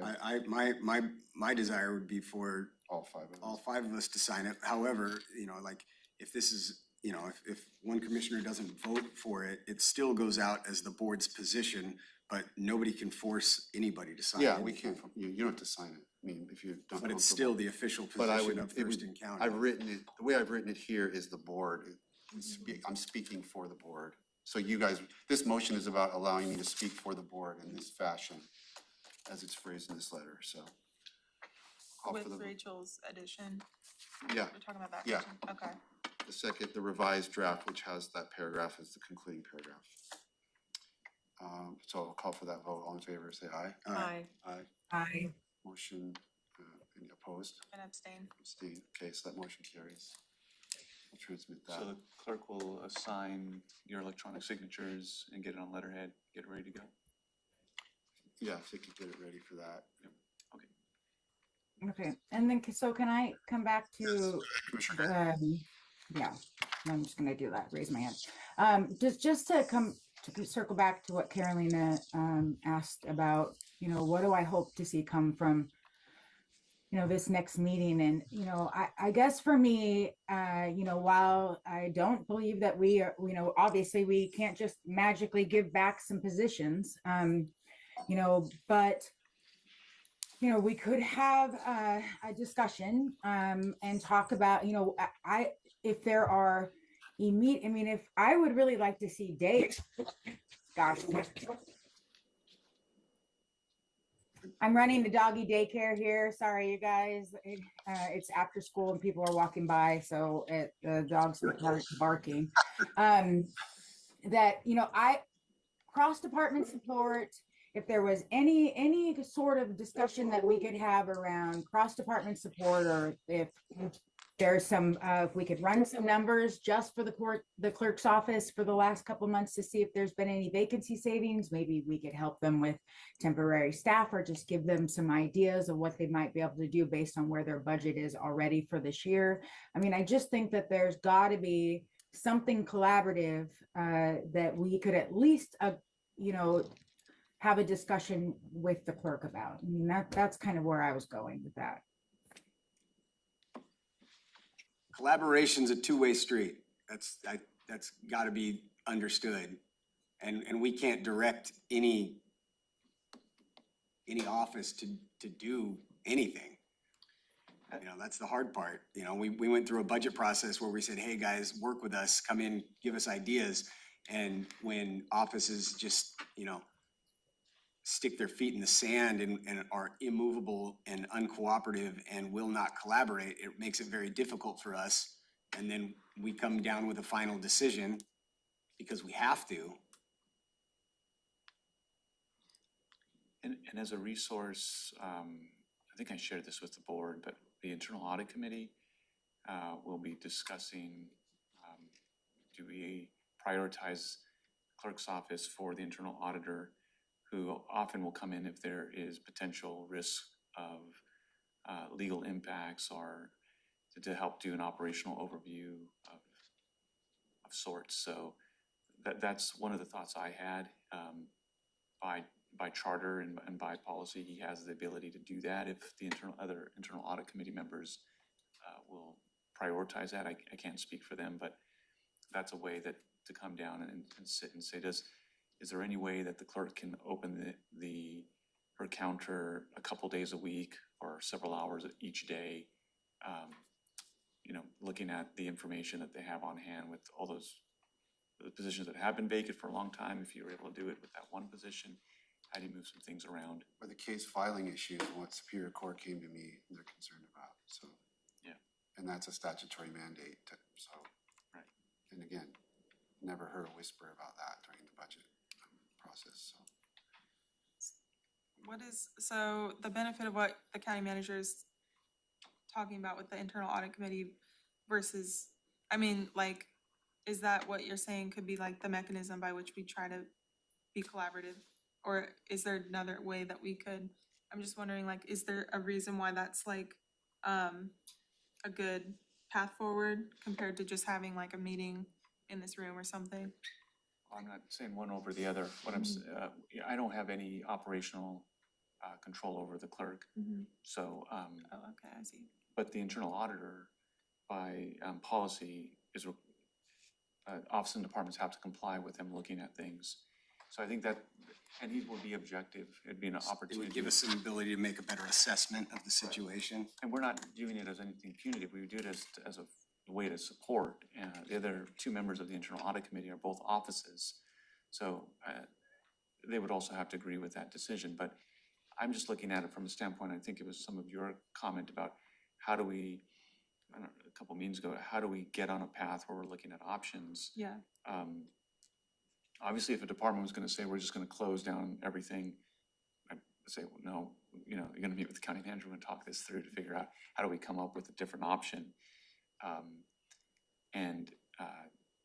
We have sent outreach, Susan is outreach as well, to see if they're willing to sit down and talk with us, but we haven't really got a response to that, so we're just trying to look for ways to have that conversation and be productive. Yeah. Commissioner Grant? Yeah, I mean, I think an audit, could be appropriate, but I almost feel like it's the opposite of what, like the collaboration thing of oversight or enforcement is the opposite of collaboration, right?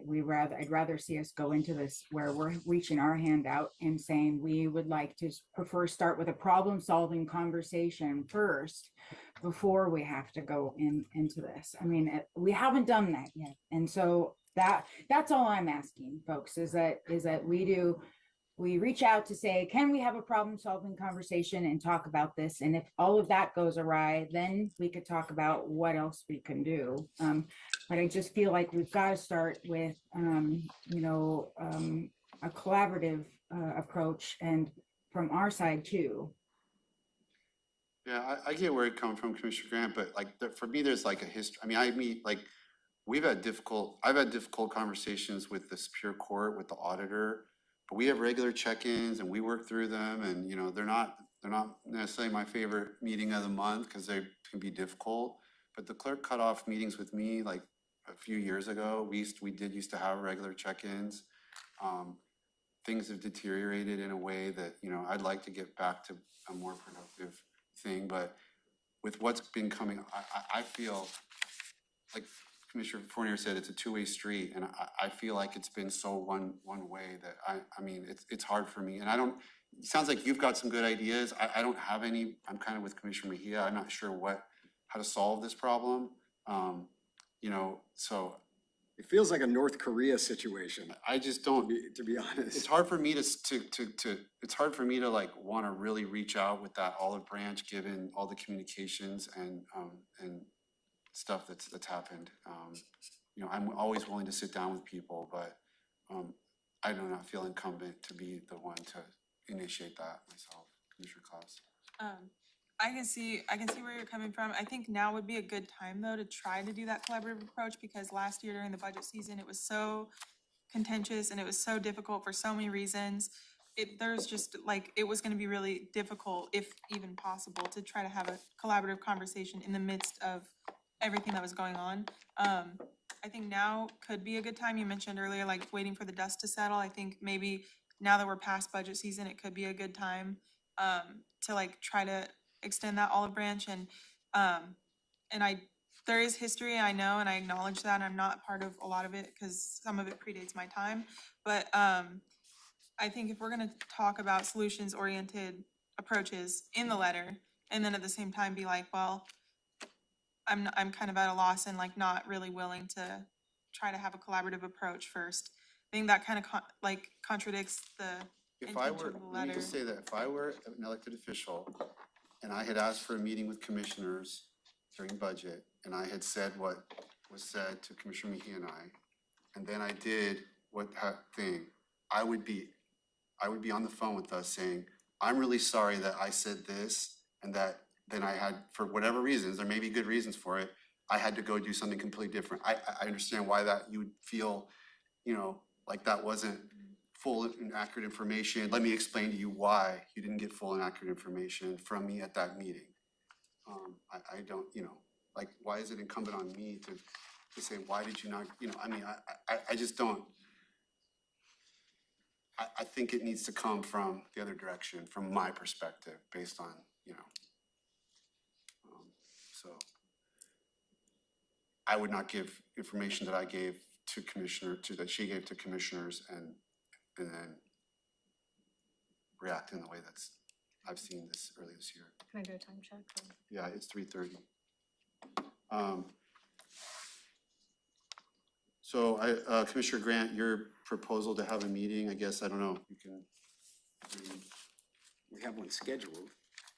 can we focus on the meeting we're having with the when is that coming up, Madam The Clerk? 18th. Can I say something? Yeah. I mean, I don't think right now we're gonna come to a solution. I know it's 3:30, people have other stuff to do. But I kind of just wanna reiterate like something that I said during our meeting with the Superior Court, which was that at that meeting, I was like, can we please not leave this meeting without some sort of path forward, even if it's just, this is a conversation we wanna have. I still feel that way now. I think that we should have some sort of path forward. If we can't figure out right now when and how to have that conversation best, I think it's something we should talk about maybe next week. Just like figuring out as a board, what are we willing to do? If we're not willing to be the first to say something or offer something, a certain kind of meeting, what are we willing to do and how can we do it? And I'll tell you what I'm willing to do. The monthly check-ins are exactly why we schedule those for these types of conversations. And I'm willing to come to that meeting with open ears and an open heart to dialogue and find a common ground, like that's what I'm willing to do. I'm willing to come to that meeting in good faith and talk about, why we are where we are and what we can do going forward, and whatever Commissioner Grant and other commissioners have as good ideas for solution. That's what I'm willing to do. And it sounds like it's already on the schedule. So I'm not sure what else could be done. Yeah.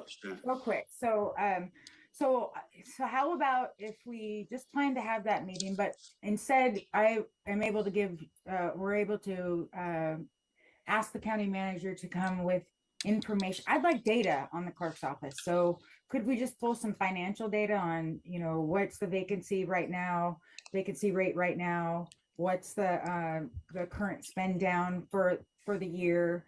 And just like a budget report that's specific to the clerk's office so that we can actually look and see what's going on. I think that was the idea behind the internal auditor, because that individual is the only one that has the ability and the authority to go in and work with the offices to get that information.